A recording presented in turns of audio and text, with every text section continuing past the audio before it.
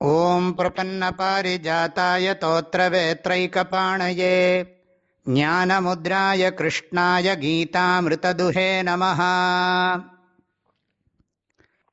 மயி சர்வாணி கர்மாணி சந்நியஸ்யாத்யாத்மசேதசா நிராசீர்நிர்மமோ பூத்வா யுத்யஸ்வ விகதஜ்வரஹ. பகவான் ஸ்ரீகிருஷ்ணர் இந்த ஸ்லோகத்தில் சொல்லியிருக்கிற அர்த்தத்தை நினச்சிட்டு கர்மம் பண்ணினாலே அந்த கர்மயோகம் பூர்ணமாயிடும். கர்மயோகத்தினுடைய எசன்ஸ் எல்லாம் நீங்கள் தெரிஞ்சுக்கணும்னு சொன்னால் இந்த ஒரு ஸ்லோகத்தோட அர்த்தத்தை ஆழமாக புரிஞ்சுட்டாலே போகும். முதல்ல வாழ்க்கையோட குறிக்கோள் சாத்திய சாதன விவேகம் சொன்னேன்.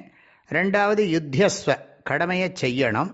அதை செய்கிற போது ஒரு கண்டிஷன் என்னென்னு கேட்டால் விகதஜ்வரஹா யுத்தியஸ்வ, ஜுவரம் இல்லாமல், மனக்கொதிப்பு இல்லாமல், கொந்தளிப்பு இல்லாமல், படபடப்பு இல்லாமல் செய்கிறது. அதுக்கப்புறம் அதை என்ன பண்ணணும்னா பகவானுக்கு சமர்ப்பணம் பண்ணணும். பகவானோட கருணையினால் தான் நான் செயல் புரியிறேங்கிற எண்ணத்தோட செஞ்சுட்டு நான் செஞ்சிருக்கிற கர்மங்கள்லாம் எத்யத் கர்ம கரோமி தத்ததகிலம் சம்போ தவ ஆராதனம், நான் என்னெல்லாம் கர்மா பண்ணுறேனோ அதெல்லாம் உனக்கு சமர்ப்பணம்ங்கிற அந்த பாவனையை பண்ணணும். அதுக்கப்புறம் இன்னும் 2 நிபந்தனையை சொல்கிறார் பகவான். நிராசீஹி, நிராசீஹின்னா பண்ணிட்டு இது என்ன கிடைக்க போகிறதோ என்ன வரப்போகிறதோ இந்த பலன் அப்படின்னா, நமக்கு எப்போவுமே ஒரு காரியம் பண்ணிவிட்டு அந்த பலன்லேயே மனசில் ஒரு ஆன்சைட்டி, ஒரு எக்ஸ்பெக்டேஷன், எதிர்பார்ப்பு இருந்துகிட்டே இருக்கு. அதை ரொம்ப குறைச்சிக்கணுங்கிறார். நீ உன் கடமையை செய், கடமையை செய்கிறதுலே உன் கவனம் இருக்கட்டும்.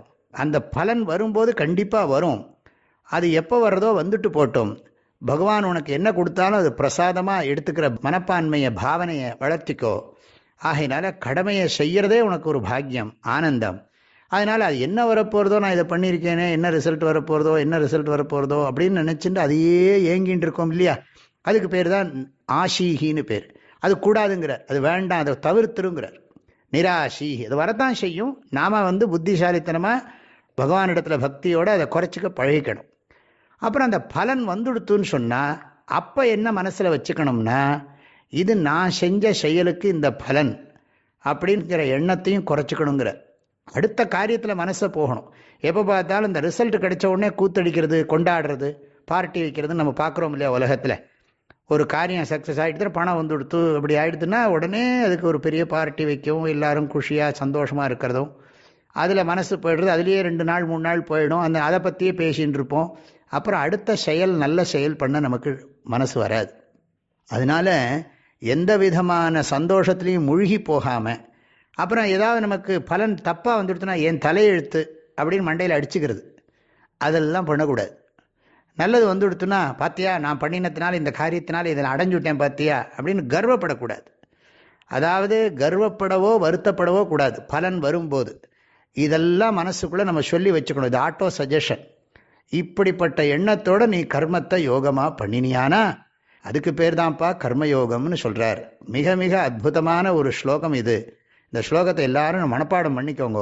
நீங்கள் உங்கள் மனசுக்குள்ளே இதில் இருக்கிற கருத்துக்களை எல்லாம் ஆழமாக சிந்தனை பண்ணி வச்சுட்டேன்னா, எண்ணத்தை ஆழமாக பதிய வச்சு, இது ஒரு ஆட்டோ சஜஷன் மாதிரி, அதுக்கு பேர் சங்கல்பம்னு பேர். இந்த சங்கல்பம் பண்ணிகிட்டே இருந்தால் நம்முடைய வாழ்க்கையில் எப்போவுமே ஒரு தெளிவோடு செயல் புரிவோம். அந்த செயலுக்கு பலன் வரும்போது நாம் துள்ள மாட்டோம், துவள மாட்டோம். அடுத்த செயல்னு சொல்லி கர்மம் பண்ணுறதுலையே நமக்கு ஒரு ஆனந்தம். அந்த கர்ம பலத்தை காட்டிலும் கர்மத்திலேயே ஒரு ஆனந்தத்தை அனுபவிப்போம். மனசும் பக்குவம் அடையும். தத்துவ ஆராய்ச்சிக்கு மனசு ரொம்ப தகுதி உள்ளதாக ஆயிடும். இதுதான் இந்த ஸ்லோகத்தோட அர்த்தம். மயி சர்வாணி கர்மாணி சந்நியஸ்யாத்யாத்ம சேதசா நிராசீர் நிர்மமோ பூத்வா யுத்யஸ்வ விகதஜ்வரஹ. எல்லோருக்கும் பரிபூர்ணமான ஆசீர்வாதங்கள். ஹரி ஓம். ஓம்